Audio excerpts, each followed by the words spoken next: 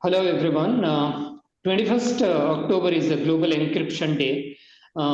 We at ISOC Bengaluru chapter have arranged three webinars today, tomorrow, and day after.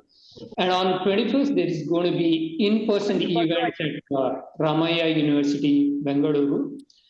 There's going to be a student competition, workshop on encryption, and one more webinar on that day.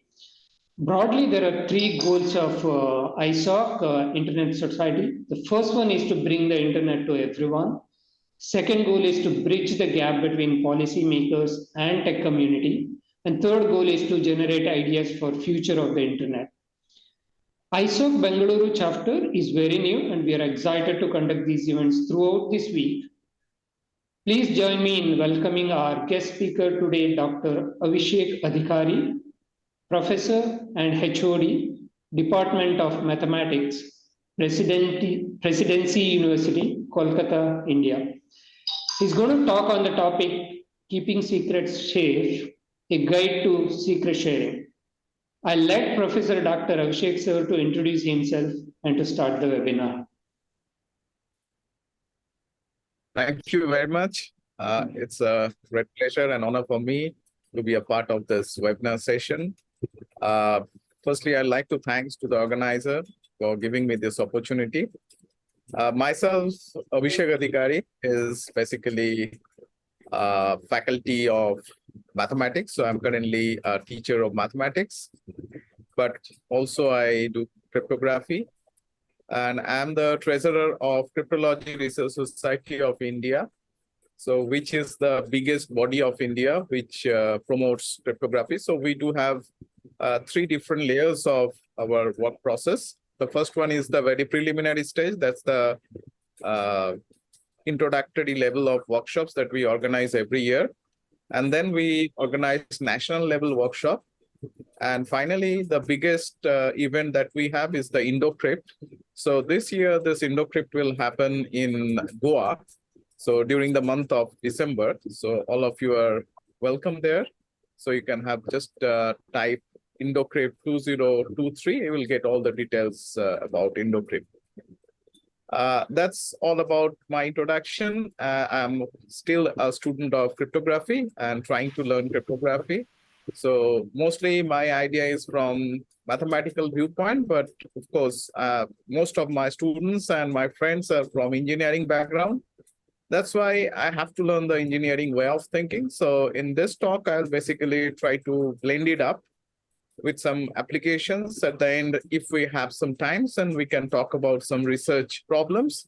But before that, we start with a very interesting and easy topic. Before I come into it, since I was told that it would be like a mixture of people from this very starting point, like the students, maybe some faculties, or maybe some professionals may join here.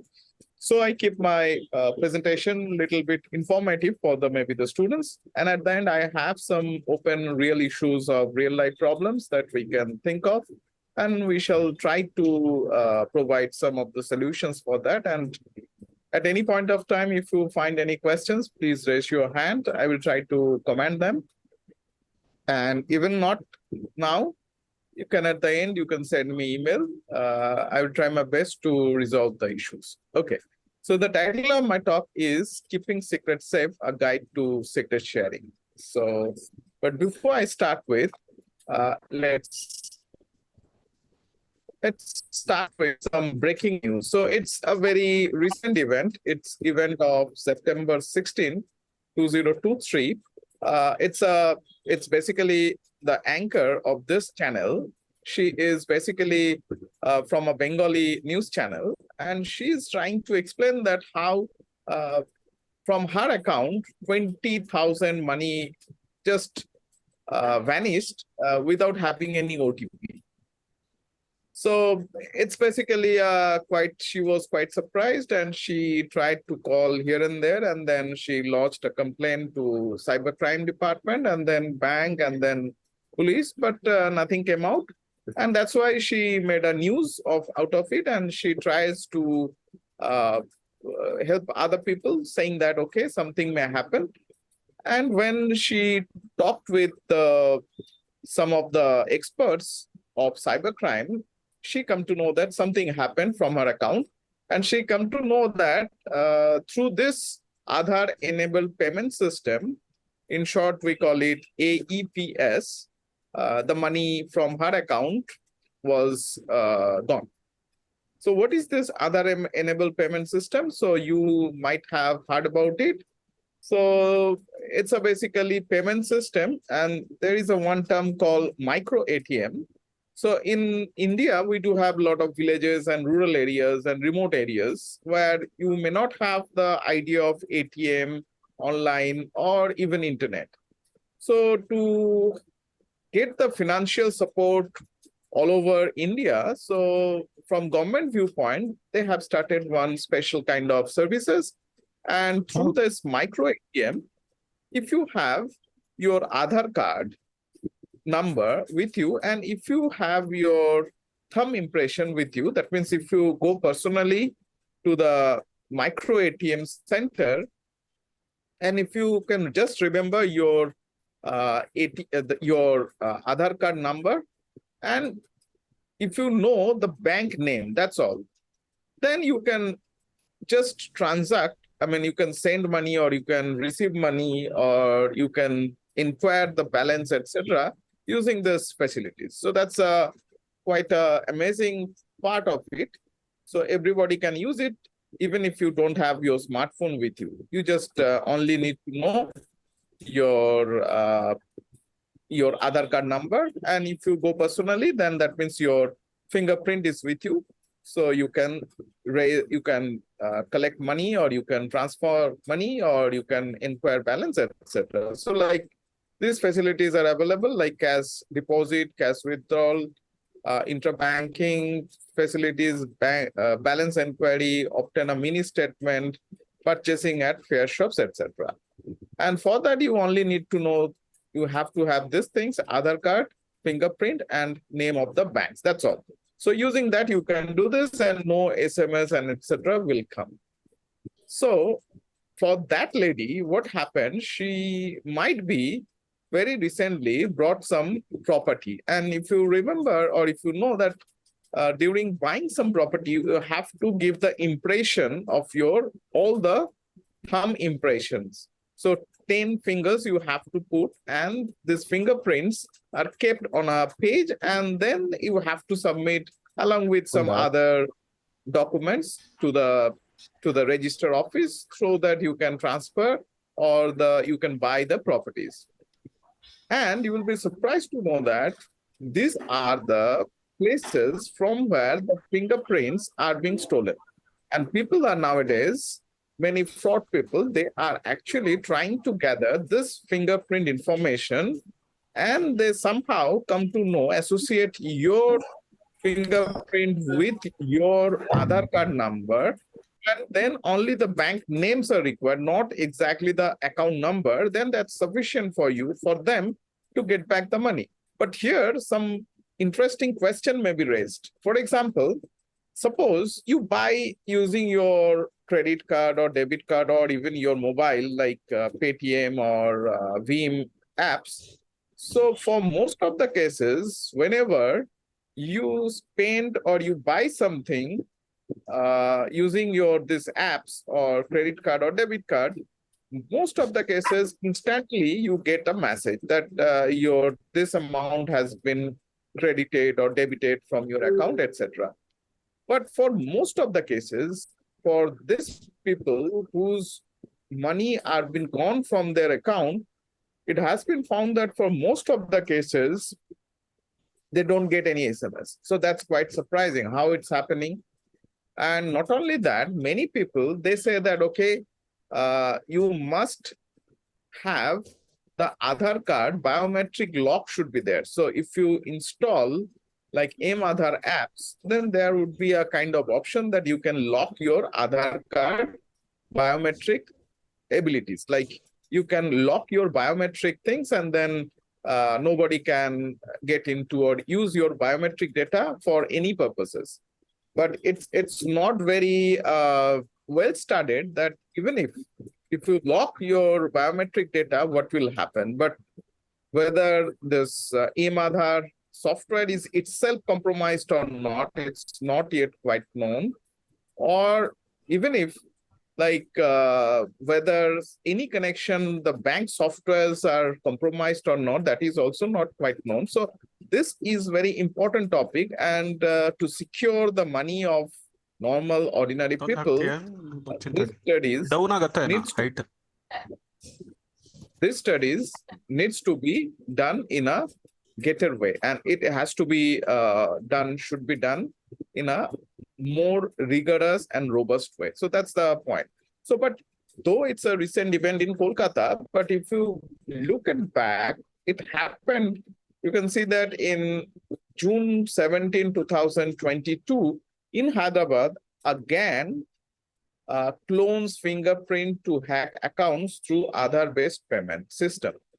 So you can understand that it's not a very new event. In 2022, in June 17th, the similar incident happened. Not only that, if you little go back, it's event in February 23 in 2021. There also in UP, you can see that people, they have hacked 500 bank accounts to the similar process. So it's going on, but we are not aware of that much information that something is going on, and many things might happen without our knowledge even. So usually we get an OTP, and as soon as you get your OTP, you are basically noticed that, okay, something happened. But if you don't get any OTP, then how many people, they very frequently check their accounts whether some amount has been deducted or not.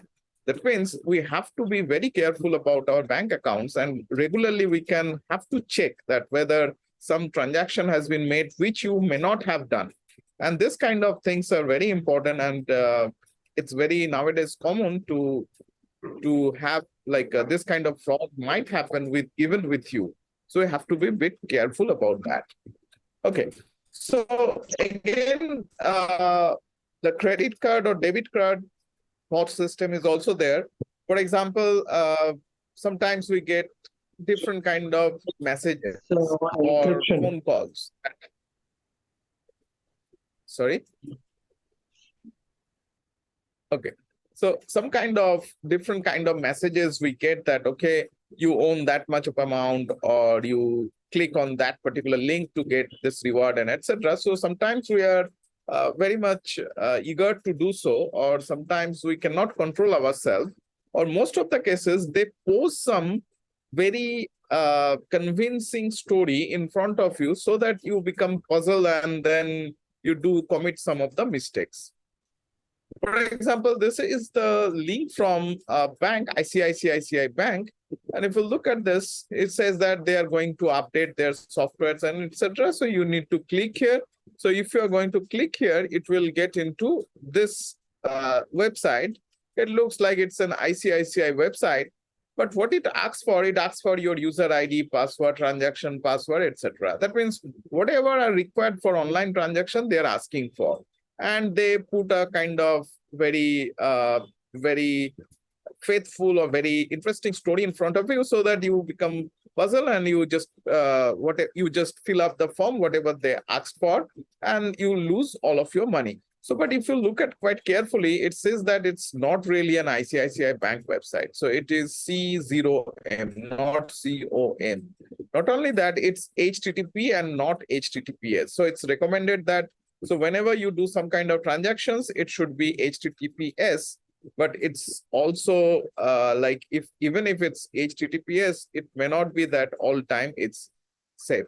But it's always recommended that if it's only HTTP, you shouldn't do any kind of online transaction on that.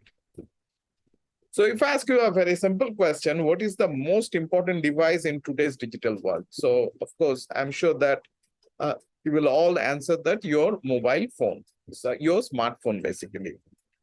And so what happens if your smartphone is captured or it's compromised? So firstly, I'll just give an example of a software which is very powerful, which is made by some Israeli company. It's known as Pegasus.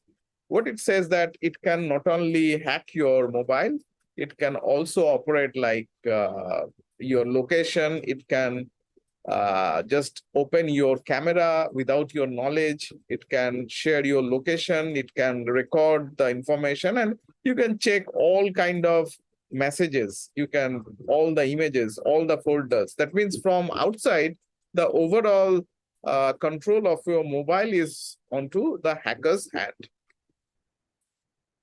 So this is Zamal Kagoshi. He was one of the activists, but he was murdered, and the investigation revealed that his mobile was basically hacked through this Pegasus software. So in India, nowadays, the people, they may not use the Pegasus software, but they are smart enough, the hackers are smart enough. They're nowadays using two very innocent looking softwares. They're TeamViewers or AnyDesk.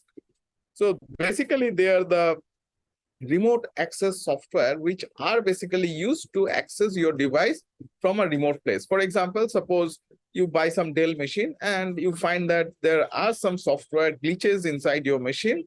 So if you call to the, say, Dell agencies, they may ask you to install this kind of software so that the engineers from a remote place, they can get into your machine and they can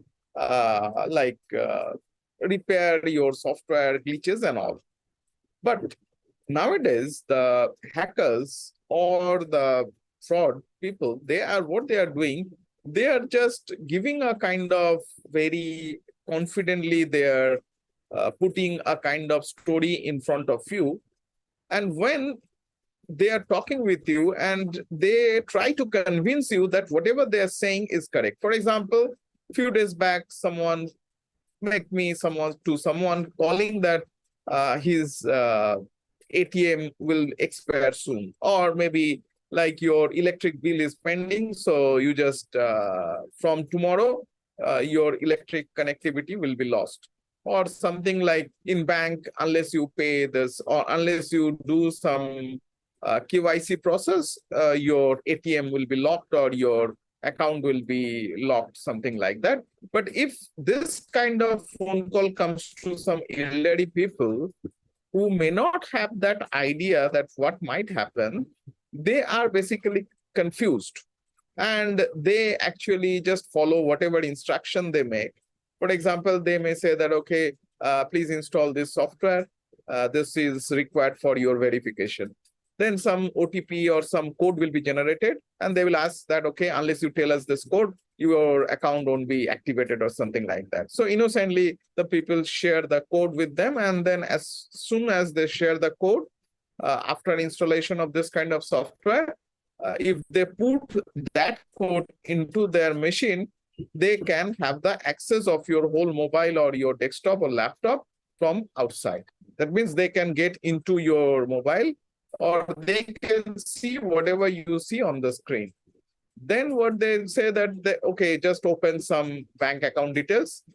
So you will see that, okay, at my phone, I'm opening my bank account details, but from the remote place, they can also see, they can see the WhatsApp, or they can see your messages, the OTPs that they come to you. And as long as you have the money with your account or the permissible amount that one can withdraw in one day, they will just take it out from your account, and you will just get few consecutive messages will come, and then you will be like nothing.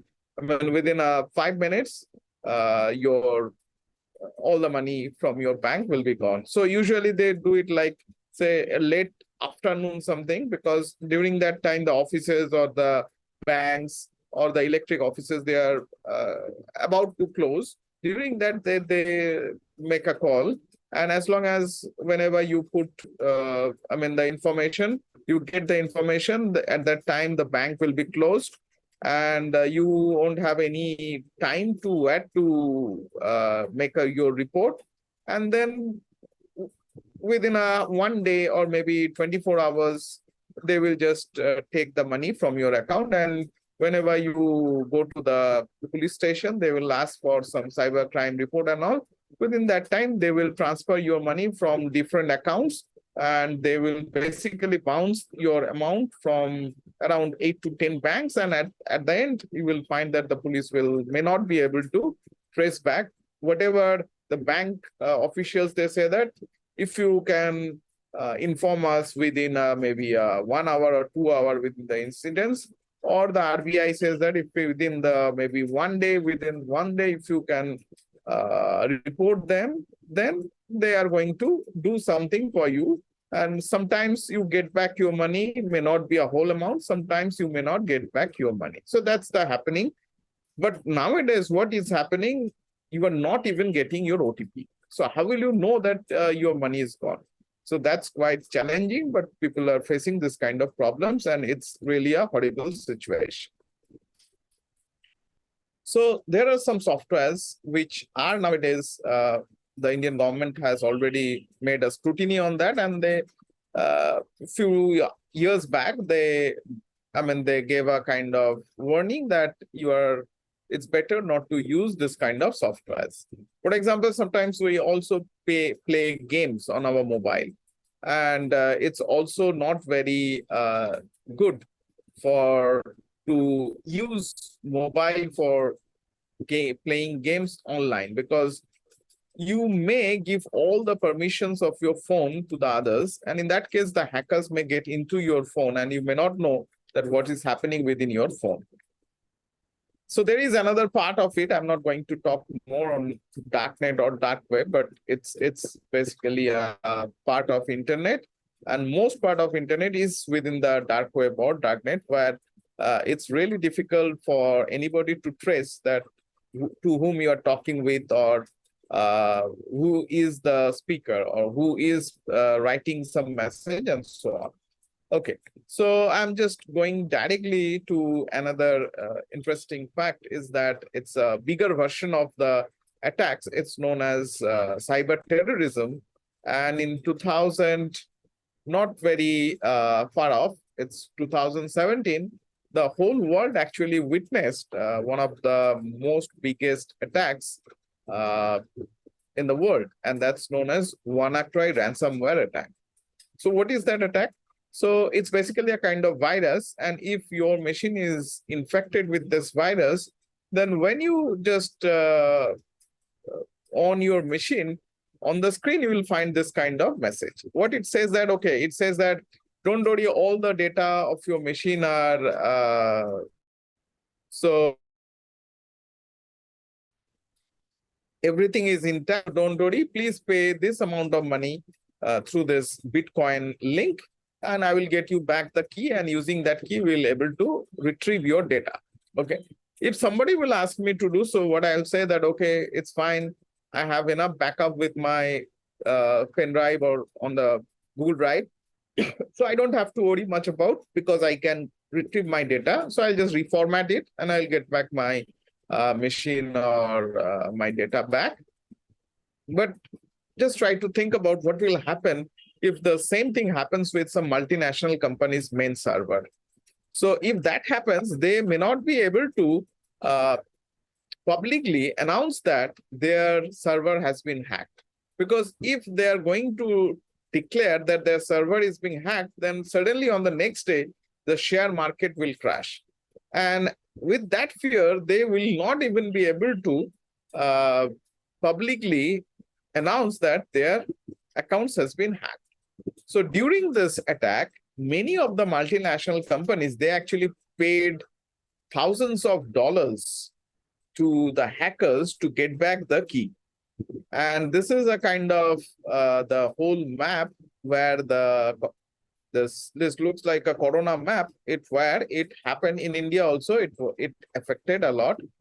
But the cases that we come to know is very less, but most of the cases, especially for the multinational companies, they actually paid the money secretly, so that the public may not be able to know that their servers has been hacked. Okay, so the question is what to do. So one simple way could be, we can stop using internet. So if we are disconnected, if we are not with the internet, then nobody can get into my machine, and all the data within my machine are intact and safe. But if I ask this question to maybe to the younger generation, then they will certainly reply back that yes, it's not possible to stay even for one day without internet. So we have to use internet, but in a secure way. And here the term cryptography comes into play. So we want a secure digital world. And here the term cryptography comes into play.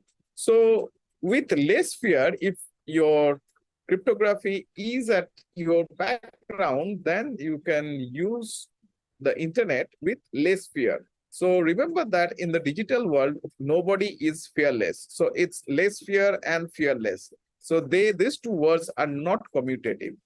So if you have cryptography at your background, then you might have some less fear, but you can never be, nobody can never be fearless in the digital world. So the term cryptography comes into play. So the question is, what do you mean by cryptography? So cryptography is basically a Greek word. It comes from two different Greek words. Cryptos means hidden and graphia means writing. So cryptography is nothing but the art of writing secret message, so that suppose a person A wants to send some message to person B in a secret way, so that if some third party, say C, wants to get the message, won't be able to understand what is being sent very easily. But since it was intended to send to the person B, B can retrieve or get back the original message very easily. So that's the basic idea of cryptography. So again, let us try to have a look at the digital some statistics, which is related to the mobile internet users in India. It's a comparison between urban and rural area. Okay, it's basically a statistics. It's quite interesting statistics, and it will help you to see how much that we are usually using the consume the data. Okay, so it's data from June 2012 to June 2016, and it's basically the data is in million. And it says that in June 2012, there were 48 millions of mobile internet users in whole India, out of which the red portion is from rural area and the blue portion is from urban area. So out of 48 millions of users, 44 millions were from urban area and only 4 millions were from rural area. That means the ratio of urban is to 11:1. Now when it progresses, and in June 2016, it became like out of 371, it becomes 109 millions are from rural area and 262 millions are from urban area. So the ratio becomes from 11:1, it becomes 2:1. It's now quite in a better shape. But if you look at this total monthly wireless data consumed in GB from 2014 to 2017. So if you look at this, it's the total monthly wireless data consumed in GB. It was growing like very steadily, very slowly. But suddenly in 2016, it becomes a kind of exponential growth. Now, if I ask you this question, what was the reason for this exponential growth? I'm sure that you have this answer. And the reason for this exponential growth was the introduction of geo and free uses of the data. Okay. Again, very interesting statistics. It says that Google processes 5 exabyte of data per day, and that too in 2000. It's old data. It's in 2019 data, just before the lockdown started. It says that Google processes over 5 exabyte of data per day. So what do you mean by 1 exabyte? 1 exabyte is 10 to the power 9 GB. That means Google processes 5 into 10 to the power 9 GB of data per day. Google handles 1.2 trillion searches every year. 1 trillion is 10 to the power 12. And remember, this data is from 2019, before lockdown. And after lockdown, this data has increased many folds. So I was trying to search for the data of current years from reliable source, but I'm yet to get the complete data, complete picture. That's why, so that would be a kind of nice comparison between the before 2019 and after 2019. But I'm yet to find all the data. but hopefully within 6 months, I'll be able to collect this data from reliable source. On the other hand, this Facebook generates 4 petabyte of new data per day. So 1 petabyte is 10 to the power 6 GB. That means 4 into 10 to the power 6 GB new data per day. 350 million photos are uploaded per day. User generates 4 million likes every minute. So it's a huge data and huge participation from different parts or different levels of different standards of people in Facebook. WhatsApp is also doing quite well. WhatsApp has nearly 500 million users. It processes more than 70 million messages a second. 70 million messages a second. So it's a huge data. So that's why someone nicely said in 2006 that data is the new oil. So it may, I mean, with this sentence tag, one may spend around 2 hours consecutively for this particular heading. But for today's talk, it's not basically for that, just for, we will just dive into the security portion of it. So with this much of data consumed every day, so if I ask you this question, that which company do you think that relates more with this data of your day-to-day life activities? Of course, your answer will be Google, and Google with free access with all these activities that we can do mostly freely. And if I ask you this question that have you ever paid any money to Google for your own purposes? Like, for example, you may have a lot of data, but if we need to store more data, then what usually do? We'll just open up a new Google account, and then we can store 15 GB of data for free. But for unlike like for institutes, they pay some money to Google, but for most of us, we don't pay any money to Google for these activities. So they comes free. But still, Google is considered to be one of the biggest or one of the richest companies in the world. So the question is how Google earned this kind of money. Also, most of us, we do use kind of Dropbox or Google Drive. Things are mostly used for us because we store data online in many forms. So it's taken from Google website. What it says that, suppose I want to upload this amount of data, and what Google does, each chunk of data is encrypted at the storage level with an individual encryption key. That means if this is my whole data, it's first cut into pieces, and each of this chunk is then encrypted through some encryption key. Then this encrypted data are stored in different servers. Now, what's about the keys? These keys then are again encrypted. That means these keys are then encrypted and they are called wrapped up. So they are basically, these keys are then being encrypted through the key encryption key. Mind that this is key encryption key. That means this is the encryption for these keys to wrap it up by using the Google's key management scheme.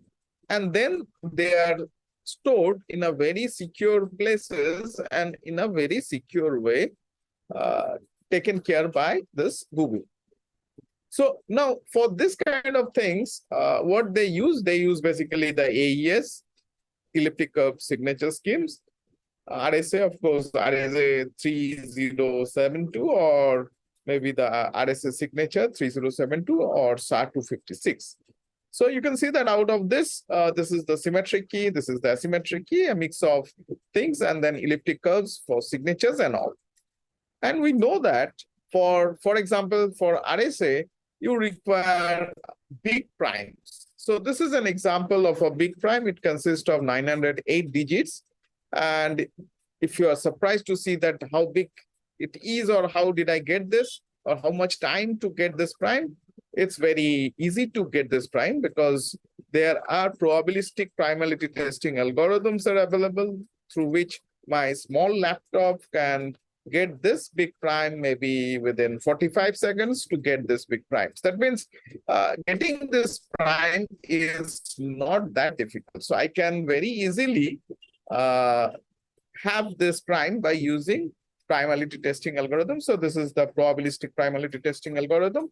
And if anyone wants to see more about this probabilistic primality testing algorithm, one may refer to this book of chapter 10 and 12. So if you just go to this chapter 10 or 12, so you'll find the details of this probabilistic primality testing algorithm and the basic prerequisite mathematics from engineering viewpoint are written over there.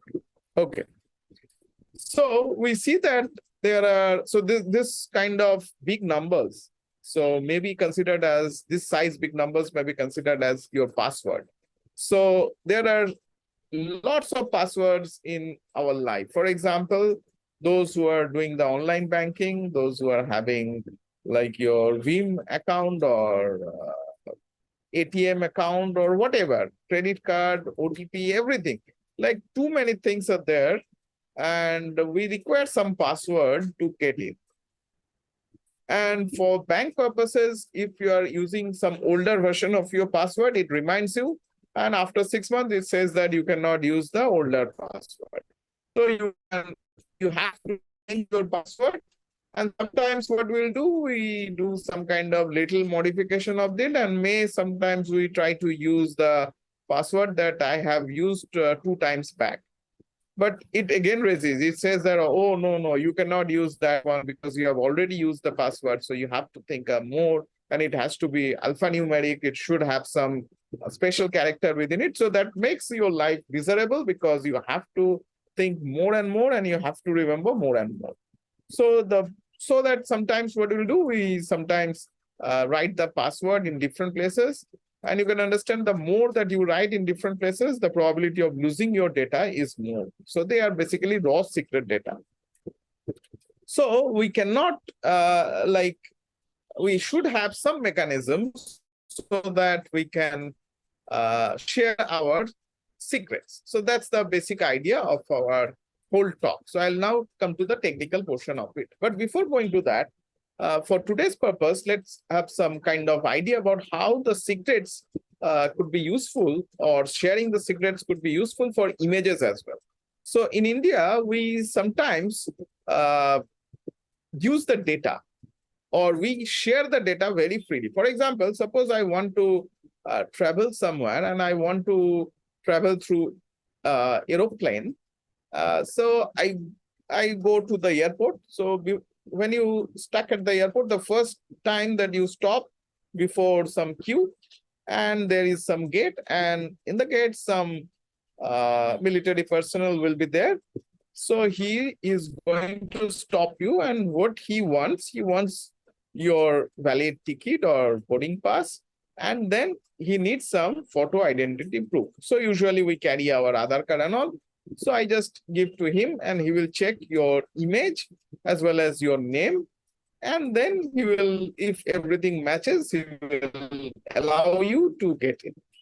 Now see that the guy is just checking your image and the name.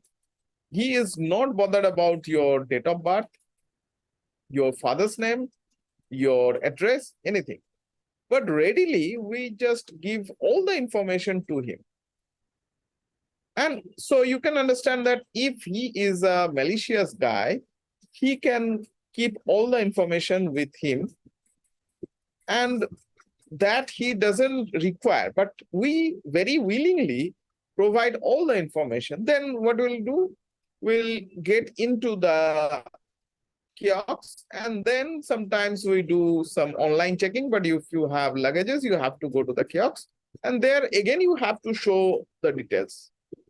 So they only check your name, your image, and then maybe the date of birth and your gender. So they are not bothered about your place, your father's name and all. But still, readily we supply all the information to them.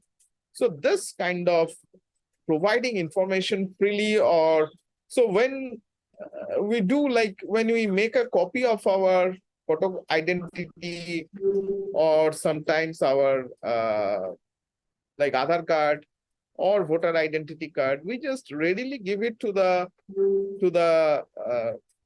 the shop. we may not even check whether the shopkeeper is keeping the information with him or her. So if we go back to my previous slides, so the incident I started with, so here is the incident. It happened, as I mentioned, in 2021 in February. He actually hacked more than 500 bank accounts. The middle portion, he was the mastermind of all the events, and he was owner of some photocopy shop. So now you can understand that we have to be very careful when we give like credit card to some other guy, because you may not know, he may copy both sides of your credit card or debit card. He may know your mobile and he may have the access of your mobile. Then you will be basically gone. You will not be able to save your money. So you'll have to be very careful. Not only that, suppose now I'm coming to the research problem that I was talking about. Suppose there is some, say, AI-based system is there, which actually captures, say, for example, suppose during the office time, say from 9 a.m. to, say, from 8 a.m. to 11 a.m. at some particular busy road, this software, this camera tries to capture that what kind of cars or what company's car are moved through this particular city or particular road during this time. So it would be like an automated camera, and it captures only, for example, here, this is the particular company. He is interested only to that, not even to the color, and especially not to the board, this board of this car. But when the camera captures the image, it can have all the information with him, even to the number of it. Another example could be, suppose it's not nowadays required, but during the pandemic time, when we traveled, so during that time, this whether you are COVID positive or negative, that report needs to be given to the, say, airport or some other places. So in that report, you see that there are plenty of other images, information, for example, your name, from where it has been taken, whether you are negative or positive, at what time it has been taken. So there are many important auxiliary information which is there within your report. And to whom you are showing, it may not be necessary to give all the information to him, but readily we supply everything to them. And that is quite not very good for us to share all the information to others. Okay. So the question is, how can we give restricted access to others? Suppose, for example, suppose in case of, say, my Aadhaar card or something, so there is a concept called masking. Okay. So if it is masking, then maybe at the gate, maybe my name and the image will be visible. And if we go into the kiosks for collecting my boarding pass after putting my luggages, maybe along with that, they might have some extra information like my date of birth or my gender, they can verify. That means there might be some priority level or some kind of access to the information in a part by part manner. So more priority will be given who are having on the top of the hierarchy. So some hierarchical way of giving access to the information is quite important. And in my talk, I'm going to give you a kind of hints that how that can be done. But before that, let us try to have the basic idea that how this could be done. So to understand this, we need to know about a very important term of cryptography known as secret sharing. So let us try to explain what do you mean by secret sharing. So suppose there are three good-looking friends. So from their from the appearances, it's quite clear that what could be their professions. So whatever be the income, they put all their income inside that box. But the only problem is that they don't have belief on each other. So that means one friend doesn't have belief to others. So they have decided, or they have made a protocol, like whatever income they are going to have, they will just going to lock the box in such a way, if at least two of the friends, they agree to open the lock, they can open, but it should not be possible for a single friend to open the lock. That means the lock could be opened if at least two of the friends, they are in a consensus way. So if both at least two of the three friends, they agree to open the lock, then only the lock could be opened, but it should not be possible for a single friend to open the lock. So this kind of things are known as secret sharing. Okay, so you can understand that the ordinary lock and key will not work here. So in cryptography, in secret sharing, we call a special participant or a special person, we call him as dealer.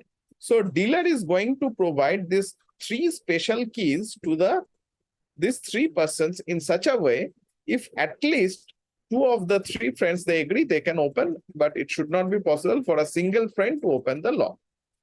So for example, if you go to the bank locker, you might have seen that similar things happen. For example, there are two keys. One key is given to the customer and another key is kept with the bank manager.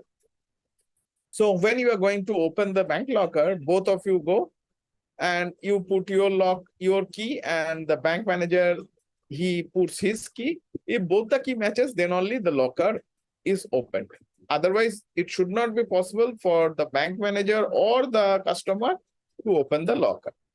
So here also, these keys are being given by the person, we call it dealer. So after providing this key, the dealer vanishes. For example, suppose we go for a vacation. So usually at our gate, we put a very strong lock. So if you look at, for example, say the lock is from Godrej company. So I'm sure that the Godrej company's owner, the owner of the Godrej company, will certainly have a replica of that particular lock. But we never expect that the owner of the lock will appear in front of your gate to open the lock. So we feel very confident that, okay, the lock is quite strong, so our home is quite safe. But the owner of Godrej company will certainly have a replica. Here also, after providing the lock and key to each of these participants, the dealer, this particular person, vanishes. And he doesn't take part for any further communication or any further opening of the lock and key. So that's a very simple way of thinking. But it might be possible that the dealer might be malicious, or each of this participant might be malicious. Then what will happen? That's a quite interesting part of it. But for very simple, innocent looking secret sharing scheme, it may not be the case. Okay. So this kind of scheme is known as 2-3 secret sharing scheme, because there are three participants. Out of these three participants, if at least two of them they come, they can get the secret or they can open the lock. But it should not be possible for a single participant to open the lock or to get the secret back. That's why this is known as 2-3 secret sharing scheme. There are three participants and 2 is the important threshold value. Okay, so in general, we call it TW threshold scheme, where TW is the number of participants and 3 is the threshold value. If T or more number of participants, they will come, they will able to get the secret back, but it should not be possible for T-1 or less number of participants to get any information about the secret. Okay, so let us try to construct such a scheme. Okay, so for example, suppose my password is Japan. So he is the dealer, he is going to share this password among these two participants. So this is the girl and this is the boy. So he may give Jap to this girl and Ann to this boy. Now you see that If both of them, they will come together, they will able to construct Japan. But do you think that this is a good scheme? Of course, this is not, because suppose the girl, she comes to know that all the alphabets in the password is in English alphabet, and that too in uppercase. And she comes to know that there are 5 alphabets in the password, and she is going to put the password first. Then she will have to guess only 2 places, A and N. So there are 26 options for A, and there are 26 options for this place. That means if she can guess 26 square many options, she will able to break the password. That means she knows 40%, 60%, not 40, 60% information of the secret. Similarly, the boy, if he comes to know that all the alphabets are in English, and that too in a uppercase, and the girl is going to put the password first, and then he is going to give his password, then he only needs to guess the 3 places. That means if he has the ability to search for 26 cube many options, then he can break the password. That means he has 40% of the information of the secret. That's why this scheme is not considered to be a good scheme. Okay, let us try to have another scheme. So here, suppose the password is the binary, say 0111010. And the dealer wants to distribute this password among this boy and girl. Now, what the dealer will do, dealer will just take an unbiased coin. That means the probability of getting head and getting tail is exactly half. Suppose the dealer assumes that if he gets head, he will give, suppose he gets head, he will put, say, 1. And if he gets tail, he puts 0. Okay.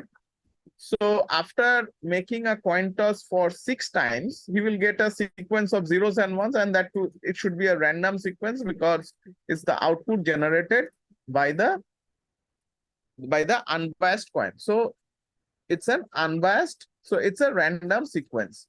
Suppose this is my random sequence of zeros and ones. That means this is tail, head, tail, tail, head, head. So this part is a random sequence of zeros and ones obtained after making a coin toss of an unbiased coin 6 times. Now the dealer gives this sequence to this girl. Now the question is, what should be given to this boy? So you can see that there is no direct connection between this secret and the coin tossing sequence. Now for the boy, what he does, he gives just the XOR with the secret bitwise. So XOR means if you have the same bit, you will get 0. If they are different, you will get 1. So if we make a bitwise XOR of this, so 0, 1, it becomes 1. 1, 1, it becomes 0. As I mentioned, if both the bits are same, it becomes 0. And if they are different, it becomes 1. So 0, 0 becomes 0. 1, 0 becomes 1, and so on. So to this boy, the dealer will give this sequence. So you may think that, okay, it's understandable that it comes from a random sequence. So there is no direct connection between secret and this. But this is obtained as a function of the secret because it's used here. With this random sequence, you use the original secret as the input. So the question is, how this will be secure?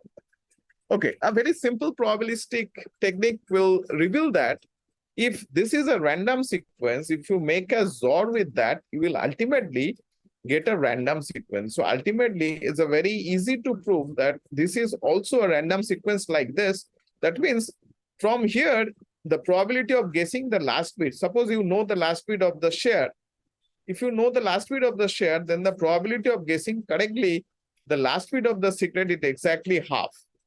And the same thing happens, suppose you are a third party, you don't have even this share, you know that the last bit is either 0 or 1, then for you also, the probability of guessing the last bit correctly is exactly That means with this share, the guy alone will not have any extra advantage. Similarly, for the girl, having this share with him or her will not have any extra advantage over the third party who doesn't even have the share.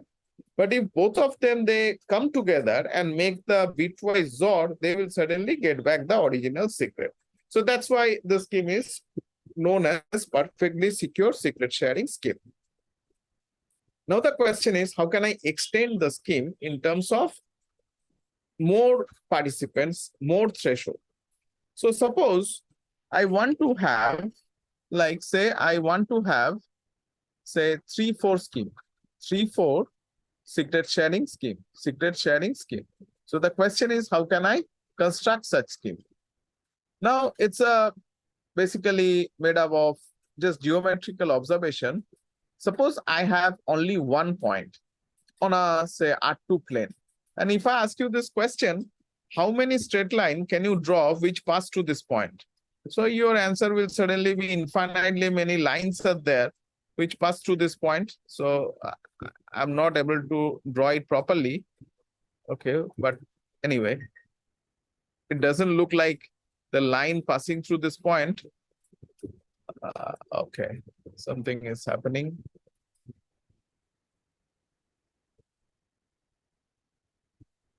It's not working properly. Anyway, so suppose you have, so if you have only one point, and if I ask you this question, how many straight line can you draw which pass to this point? Your answer will be there exist infinitely many lines which pass to this point. But instead of having only one point, if I have 2 points and ask you the same question, how many straight lines can you draw which pass to both the lines? And your answer will be exactly 1. Yeah, please. I cannot hear you. So, Avishek, sir, quick time check. We are at the top of the hour, maybe 15 minutes more. Yeah, sure. Okay. Yeah. Okay, thank you. So if we have just increase one more point and ask you this question, how many straight lines can you draw which pass through both the lines? And your answer will be from infinity to unique straight line. That means with 1 point, I have infinitely many straight lines, but with 2 points, I have exactly 1 straight line. And that's the very important observation for constructing a good scheme. Similarly, if I have, say, a straight line, so this is 1 degree polynomial means the equation is y equal to mx plus c. So straight line equation is y equal to mx plus c. But if so this is a 1 degree polynomial, that means a straight line. But if it's a 2 degree polynomial, that means for 1 degree polynomial, I require 2 points on the curve. But if it's a 2 degree polynomial, if I ask you this question, how many points should we have to get the curve uniquely back? And your answer will be exactly 3 points on the curve is sufficient to get back the curve uniquely. And that gives you the idea of how to construct the scheme,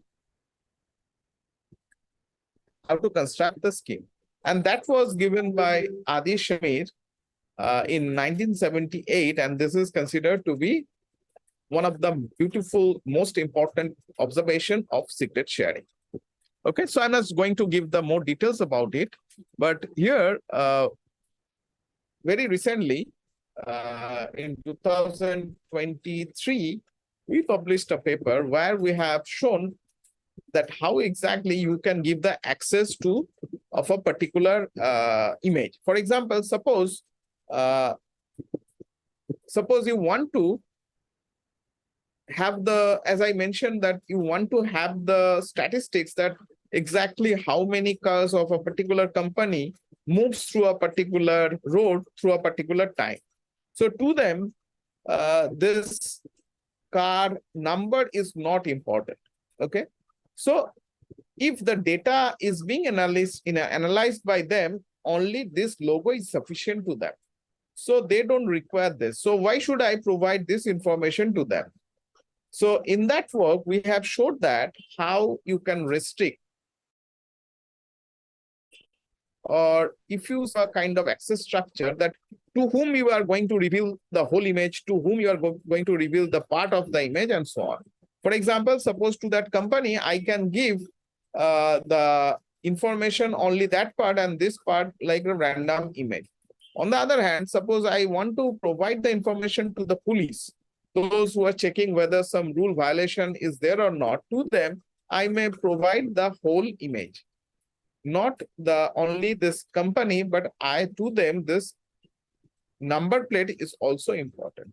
Similarly, for here, to some people, we may provide only this much, and this part should be masked, and that should be restricted. That means, tell me like to whom you want to reveal how much information, and then depending upon your hierarchy, you will get the image and a portion of the image. And at the end, if you are at the top of the hierarchy, you will get the whole image, and so on.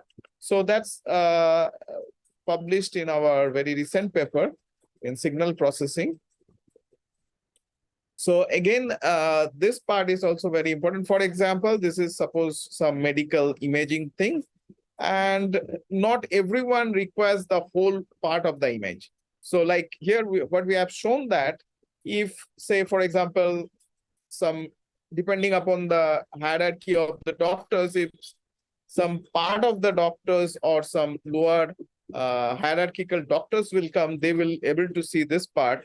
And if, say, the top of the management or the top doctors, they are going to come, to whom the whole image is important, they're able to see the whole image. So the question is, how did I do this? So this is a kind of research problem that one may think of. So till now, what we have done is that we are assuming that all the participants are honest. That means whatever share they are having, they're going to produce during the reconstruction stage. But it might happen that some of the participants are not very honest. They may modify the share. And if they modify the share, some other people may not be able to, even if they are innocent, they may not be able to reveal the image. So based on that, lots of scheme came up. So recently we have shown, we have constructed one such scheme where suppose this is my original secret, and I want to keep the secret in different servers. So one might be like the same copy of the original image, raw image, are being stored on different servers. But if one of them is compromised, then the whole image is compromised. So it should not be the case. So we can do it like, instead of having the original image, we can have the shares of the image. And suppose there are 4 shares, and we make the scheme in such a way that if at least 3 of the shares they join during the reconstruction phase, they can reconstruct the original image. So suppose there are 4 servers carrying the shares. So it can be proved mathematically that from each of these shares, no information can be leaked. Suppose this one is being attacked by the hackers, then since this is a 3-4 scheme, the 3 other servers are sufficient to reconstruct the image. But the hackers might be in a more smarter way. They can hack it, or they can process the scheme in such a way. Suppose he is even smarter, he can produce on his, after knowing the share, he can produce on his own a particular share, so that these 3 guy may lead up with some random looking image, but he may get the original image. That can be done. So in one of the current works we are working on, in which we have shown that he can modify his share in such a way, if he submits that share, other will lead up with some wrong share, but he can get the original share. Now we are going to show that we can do even a much bigger damage. That means he can modify the share in such a way that other may lead up to some other image, but he can lead up to the original image. That means the guy, after modifying his share, he can submit the modified share in such a way that the other may land up with some wrong image, which was not originally the original image. So our group is now working on it. So we are thankful to Google for providing us all the images and all, and my scholars and many projects that I dealt with. So the fundings that I have used for these projects. and few references. So this is my YouTube channel. So if you want to have a look, just search with Avishek with the proper spelling, Avishek's talk. Then you will get the link with the crypto and basic abstract algebra, number theory and all. You will find all the details. So if you have any questions, comments, you can either ask me or you can send me over email. I will try my best to resolve it. So thank you. So any question or comments?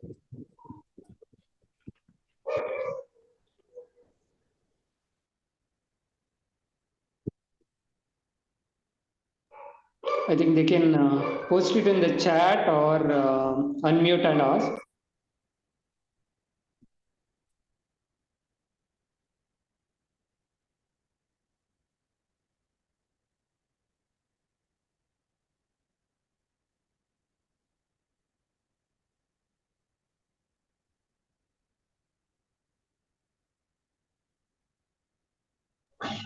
If you're hearing some noise, that is due to Dasara celebrations at my hometown in Mangalore. So, pardon me for that.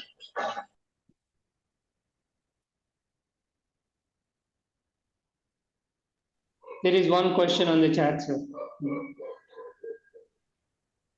How can the medical images be encrypted? Any technique that is currently being used? Yes, there are many techniques. So depending on what kind of image it is, if it's an X-ray image, it might be in a grayscale level. If it's a color image, then there might be different ways.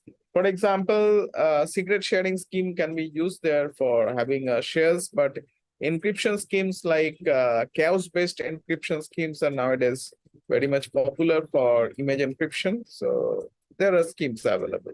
Plenty of such schemes are available.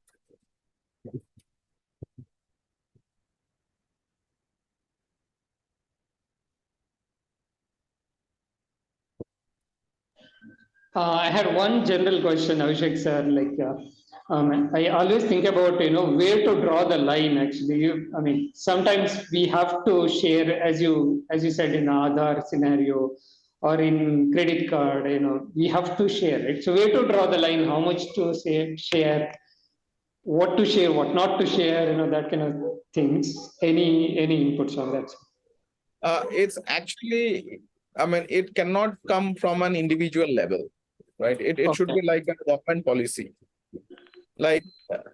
So even if you mask a Aadhaar card and if you produce it in front of some, say, military personnel, they may say that what is you are producing. So they may not be, they may not allow you to get in. They may say that it might be, unless you have a complete awareness of it, and it should come from the government level, not from an individual level. I may, if I say drop some portion of it, they may say that it's a distorted version of it.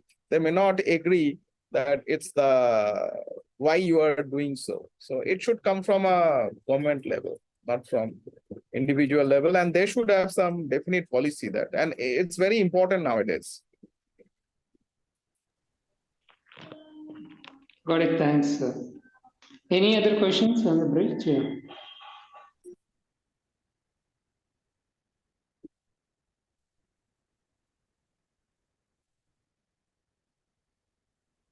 I think if there is none, we can call it a meeting. So I want to sincerely thanks on behalf of ISOC Bengaluru team. I just wanted to sincerely thank Avishek sir for spending his valuable time with us and sharing ton of information. I'm sure we will go back and Google more and more about what you said. So I think it is like 1 hour, 15 minutes. It's too short a time to cover so many things what you said, sir. So thanks once again. So it is great having you here in ISOC Bengaluru event. Thank you so much. Thank you very much.